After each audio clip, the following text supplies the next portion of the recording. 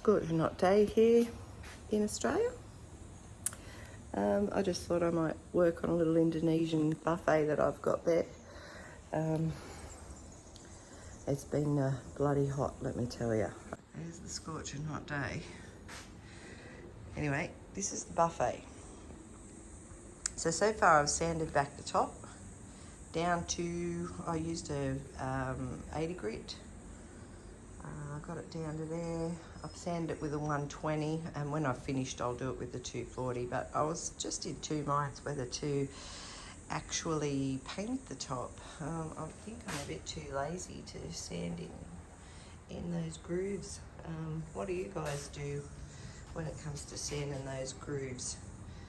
I'm just too bloody lazy. I mean, the top looks beautiful, but if you look really closely, you can see all the nail holes and things like that. So I don't know, I'm thinking I might have to go with a rustic look. Once you scuff sand it up, you can see just how rough the old piece is.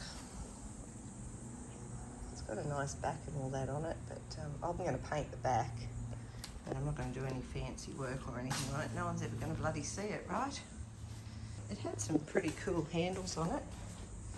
I've taken them off. I'm going to give them a scrub with this. Everyone keeps mentioning this barkeeper's friend. So I was shopping yesterday and actually found it on the shelf. So bugger me, we're going to give it a crack. Hang on, I'll just open up this. So the handles on this,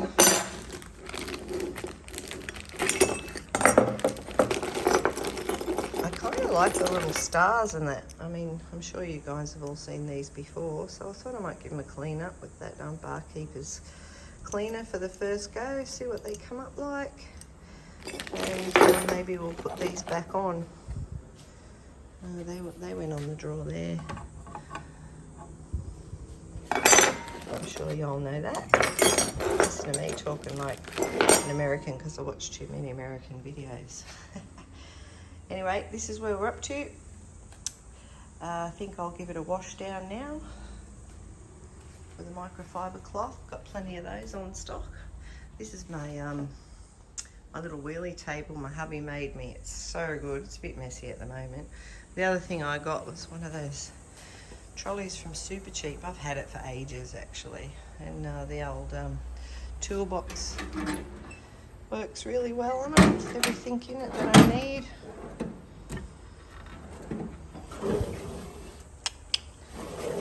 Sort of tidy. But anyway, that's my little workstation. My back has a bit of a blowout at times, so it's not the best. I'm looking at getting a festool. Let me know what you think. Who's got one? Okay, back to work, time to wash. I got a little tip. I don't normally do this in my nice tidy laundry, but my hubby put a sink outside for me. You can't actually see it. Oh, there it is. It's attached to the outside of the house. Anyway, my painter friend gave me this little tip, so I got a couple of these little buckets from Bunnings.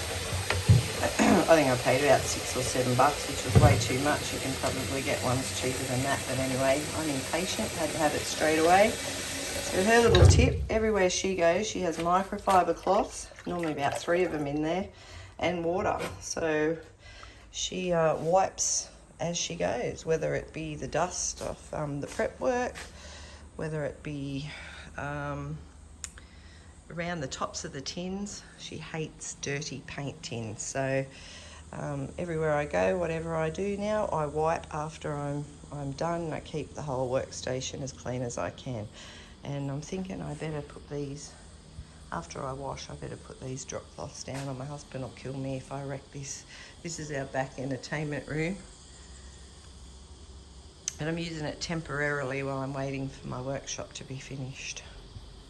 Okay, I've had a little bit of a think, and just, it's so rare. I hear so many bleed stories and whatnot. I think I'm going to put at least 1, maybe 2 coats of the Purico base and blocker, just to block in those tannins. And I haven't had a go at this yet. I've had it for ages, but because I've been moving house, refurbishing the house, blah, blah, blah, blah. I just haven't had a go at this 70mm Pureco brush. So I thought I might put the base and blocker on with that and give that a go. I've taped up some of the drawers. I was going to tape up the top, but I've actually decided not to. I'm going to go over the top with a 240 anyway, so it'll take any of the light paint off. So yeah, I'll probably get rid of the tape around there. And other than that, I decided I'm not going to do the insides of the cupboards. I might finish off with a nice clean line along here. So I could possibly tape off the insides of those cupboards, but again, I'll think about that.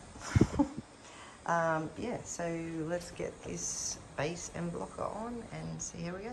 So just to explain what I've done, I've actually taped up the inside of this just to try and get a nice, reasonably crisp line on the inside of the cabinet. But I'm going to leave this side and I'm going to use the old bucket and water trick and just wipe it off as I go. Yeah, just to see, you know, is it really a waste of time and extra money to tape off like that?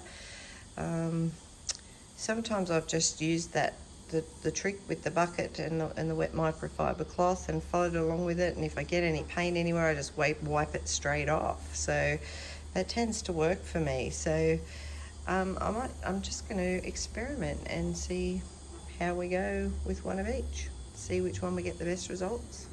Stop for a second and show you, I did the first coat all the way around. I haven't sanded it. It dries so quick in Australia that I thought I'd just go straight ahead and put a second coat on. I mean, I probably could have got away with painting over the top of that, but I'd rather see on the second coat, there is some paintbrush strokes and whatnot in there, but I'll probably do a really light sand on that and bring it up nice and smooth before I put the paint on. But I think the second coat will, I just trust that it won't bleed through the paint. So I'll continue to put the second coat all the way around this. How much better does it look with the second coat? But I just wanted to stop. You can actually see the tannins coming through where the handles were, which is strange. I don't know much about tannins and stains and things like that, but that's exactly where the handles were, that yellow's coming through. So let's see if a second coat will stop that. Anyway, 2 coats of base and blocker in. That's probably going to be enough for me. Remember earlier I decided I'd tape off one door and not tape off the other. So I used the wet microfiber cloth and just painted, and it just came up pretty good. Just wiped off any paint that I got on there. So I think I'm going to be happy with that. Oops, I've just noticed I didn't wipe it off there. Probably should have taped those edges, so I might have to tidy those up. So I've got 1 coat of the Fusion Mineral Paint in Goddess Ashwagandha on this little buffet. So it's just 1 coat. I've actually put 2 on the side here, but because I was just running out of paint, but I'm going to let it dry overnight before I put the second coat on. I just put a bit of paint down the side there. I don't know whether I'm going to sand into those little grooves or whether I'm just going to paint up and then stain the top. I don't know.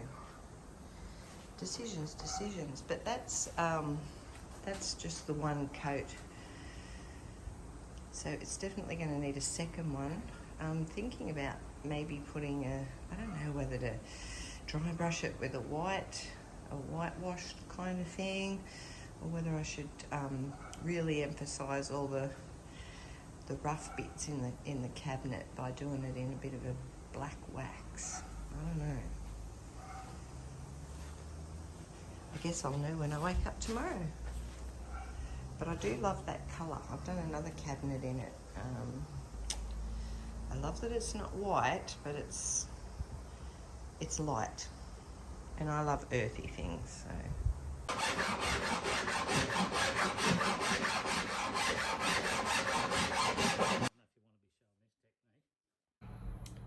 For anyone that's interested or has been following my video, this is how I did the edges on the little buffet that I'm doing. I used the Bastard, the Nicholson made in Brazil Bastard. It's an old foil. Apparently they last for years and years. Hubby used it, but look at the edge now. I like it. You know, it's still got its little imperfections. I've saved some sanding dust. I'm going to do a little bit of a fill on there, but I'm in two minds because I sometimes like those natural cracks. But really happy with how that edge has come up. Look how you can see the timber. We used the file, then the good old Bosch GX125. Can't speak highly enough of this sander. It's changed my upcycling. I just love getting on it. In fact, the 10 months that I haven't been using or haven't been upcycling furniture, what I wanted to do the most was get back onto this. So yeah, so it's coming up. I'm up to 2 coats of the Fusion mineral paint. Loving how the top came up though.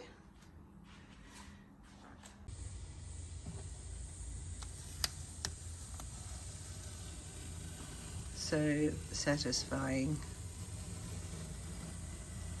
Oh, there's tiny little bits got through there, but I'll probably go through maybe some isopropyl and give that a bit of a white and clean it up, but that's pretty good. Nice. So if I find somewhere that's got a little bit of paint left over and I've accidentally got on there, or my edges aren't clean enough or whatever, before the paint cures, look up there, I'll get some isopropyl, and this is it.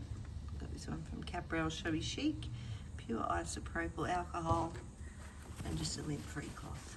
And I'll give it a bit of a wipe over and see if we can get rid of it.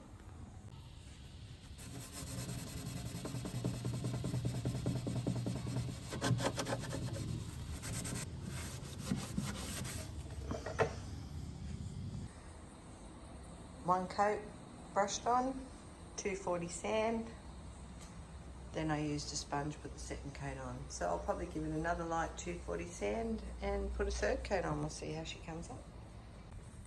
Here's a look at the handles.